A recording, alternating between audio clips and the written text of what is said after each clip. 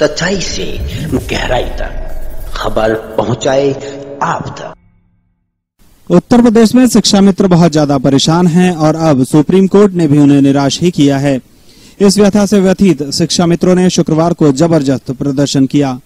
कन्नौज में शिक्षा मित्रों ने सर्वोच्च न्यायालय का फैसला आने के बाद सड़कों पर उतरकर हंगामा किया एवं सामूहिक आत्महत्या की धमकी भी दे दी।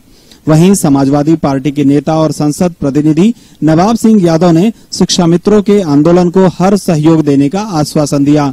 कांग्रेस के वरिष्ठ नेता विवेक नारायण मिश्रा का भी कहना रहा कि कांग्रेस शिक्षा मित्रों की हर लड़ाई में उनके साथ है। सुप्रीम कोर्ट का फैसला जो आया है वो निराशाजनक है, चूंकि माननीय न्यायालय का फैसला है जिसका सभी आदर करते हैं, लेकिन सरकार ने, उत्तर प्रदेश सरकार ने और केंद्र सरकार ने अच्छे ढंग से मुकदमे की पैरवी नहीं की।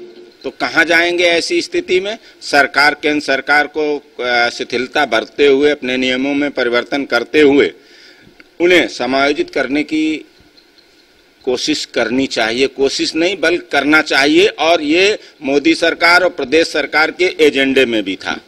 कन्नौज के ब्लॉक मुख्यालय पर शुक्रवार को लगभग 200 शिक्षा मित्रों ने सरकार और प्रशासन के खिलाफ नारेबाजी की। शिक्षा मित्रों ने कहा कि सरकार ने न्यायालय में उनका पक्ष मजबूती से नहीं रखा, इसलिए फैसला उनकी भावनाओं के अनुरूप नहीं आया। शिक्षा मित्र महिलाओं के आंसू न रुकते हुए उनकी निराशा को बयान कर रहे हैं और उनका अब कहना है कि हमारा क्या होगा, आगे की जीवन की नैया कैसे पार होगी। इसलिए वह आत्महत्या और आत्मदाह करने को खुद की मजबूरी बता रही हैं। अब परिवार का भरण पोषण कैसे होगा, कोई सुनने वाला नहीं है, और बस एक ही बात सोच रही है कि मैं अपने बाल बच्चों के साथ आत्मदाह करूं। इस देश में कोई भी गरीब की पीड़ा सुनने वाला नहीं है।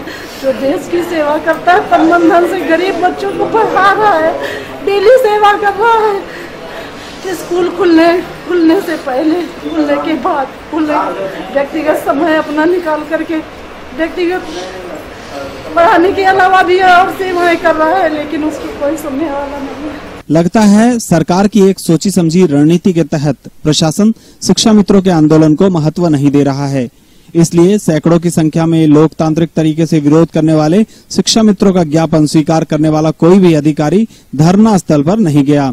शिक्षा मित्रों ने राष्ट्रपति से इच्छा मृत्यु की भी मांग की है।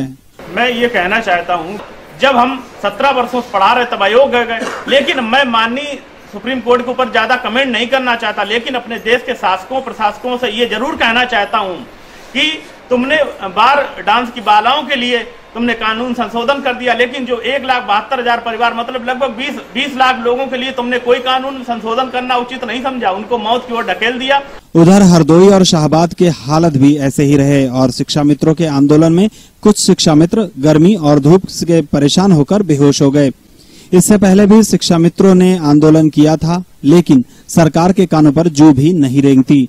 उल्टा सरकार शिक्षा मित्रों के साथ खड़ी भी नहीं दिखाई दे रही, क्योंकि अगर ऐसा होता तो आज इन मित्रों की हालत ऐसी नहीं होती। कि शिक्षा मित्र जो कुछ भी कर रहे हैं उसको वो जो कर रहे हैं वो सही कर रहे हैं। सही इसलिए कर रहे हैं कि समाजवादी पार्टी की सरकार ने जो शिक्षा मित्रों को गलत वायदा करके जो सपने दिखाए, तो उसको माननीय हाईकोर्ट ने और अभी 2 दिन पहले माननीय सुप्रीम कोर्ट ने भी उस बात को माना है।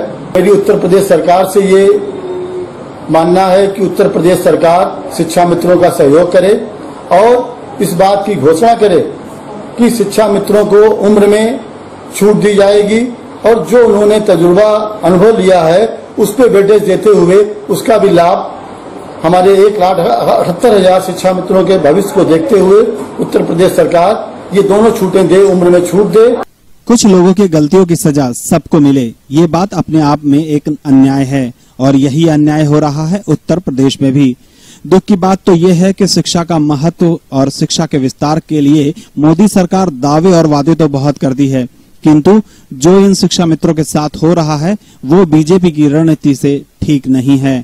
कन्नौज से अमित राजपूत और हरदोई से लवी खान की रिपोर्ट, इंडिया आप तक न्यूज के लिए। आप देख रहे हैं इंडिया आप तक समाचार, सच्चाई से गहराई तक, खबर पहुंचाए आप तक।